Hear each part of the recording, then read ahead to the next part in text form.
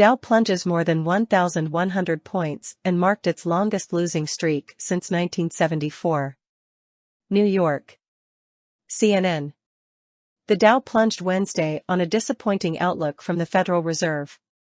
In the process, the blue-chip index extended its losing streak to 10 days, the longest such stretch since Gerald Ford was president.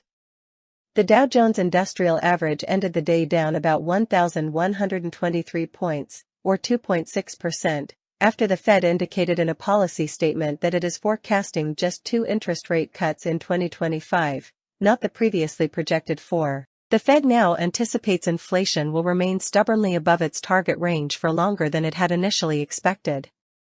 The Dow has fallen for 10 days in a row, the first time it has had a losing streak that long since September 20 through October 4, 1974, when the index fell for 11 sessions in a row. Until Wednesday's plunge, the Dow had fallen as the broader markets remained strong. The Dow has lost less than 6% in its long losing streak, a relative blip. Other indexes have been at or near record highs, before falling sharply Wednesday. The S&P 500 fell 3% and the Nasdaq Composite Index fell 3.6%. Investors expected the Fed to cut rates by a quarter point Wednesday, which is exactly what the central bank did.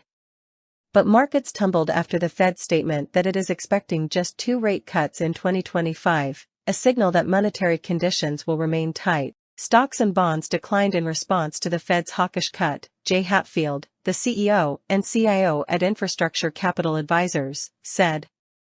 On Tuesday, investors priced in a 98% chance the Fed would cut rates at its January meeting.